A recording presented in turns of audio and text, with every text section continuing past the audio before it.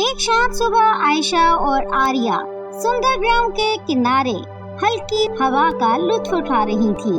جیسے ہی وہ بات کر رہی تھی، اچانک ایک لہر کنارے پر آئی اور ساتھ میں ایک پرانا پھٹا ہوا نقشہ لائی۔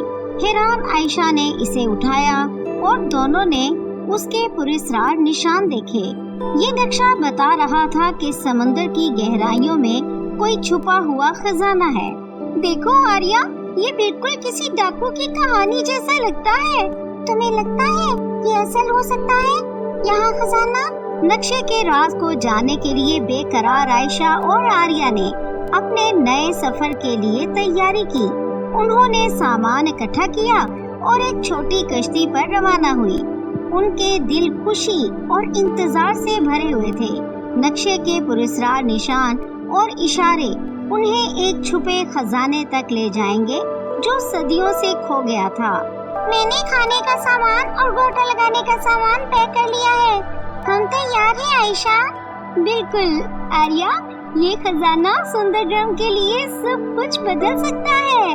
جیسے جیسے وہ سمندر میں آگے بڑھ رہی تھی، نقشے نے انہیں ایک شاندار چمکدار چٹان تک پہنچا دیا۔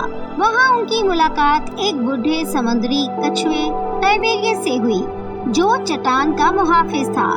ٹائبیریس نے خزانے کی اہمیت کے بارے میں بتایا اور آگے آنے والے امتحانوں کے بارے میں بھی چتونی دی۔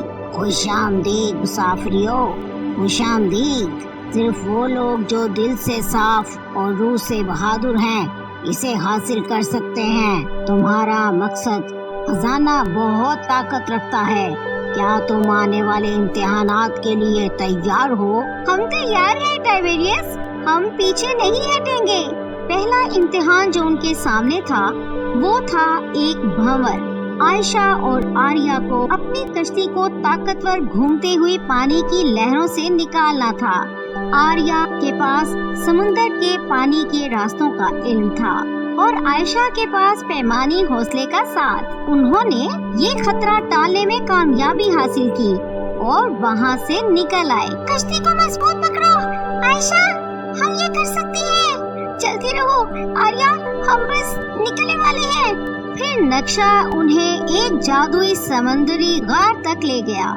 غار کا راستہ روشنی دینے والے پودوں کے پردے کے پیچھے چھپا تھا۔ اندر دیواریں چمکدار پتھروں سے چمک رہی تھی۔ جیسے جیسے وہ اور اندر گئیں، انہوں نے پہیلیوں اور ٹریپس کا سامنا کیا جو ان کی عقل اور مل جل کر کام کرنے کو پرکھنے کے لیے تھا۔ ان پتھروں کو دیکھو عائشہ، یہ کتنے خوبصورت ہیں۔ دھیان سے آریہ، اس غار کے اور بھی راز ہیں جنہیں ہم نے کھولنا ہے۔ آخر کار وہ غار کے دل تک پہنچ گئیں جہاں ایک پرانی قربان گاہ تھی۔ قربان گاہ کے اوپر سمندر کا دل تھا جو کہا جاتا ہے کہ بہت طاقت اور خوبصورتی رکھتا تھا۔ جیسے ہی عائشہ اور آریہ نزدیک گئیں، یہ روشنی سے چمکنے لگا۔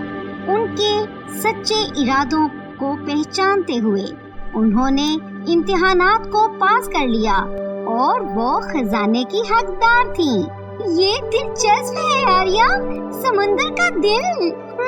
ہم نے یہ کر دکھایا عائشہ، گاؤں اس سے ترقی کرے گا۔ سمندر کے دل کو اپنے پاس محفوظ رکھتے ہوئے عائشہ اور آریہ سندرگرام واپس آ گئیں۔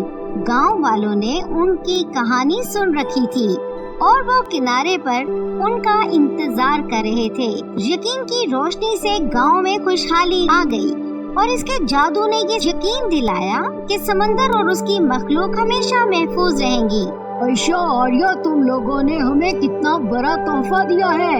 یہ سب سندرگرام کے لیے ہے تاکہ یہ ہمیں امن اور خوشحالی دے۔ عائشہ اور آریہ کی بہادری اور دوستی کی کہانی سندرگرام میں ایک پیاری کہانی بن گئی۔ وہ اکثر گاؤں کے بچوں کو کنارے پر اکٹھا کرتی تھی اور اپنے سفر شیئر کرتی تھی۔ نئی نسلوں کو کھوجنے، سپنے دیکھنے اور اپنے آس پاس کی دنیا کو محفوظ رکھنے کے لیے انسپائر کرتی تھی۔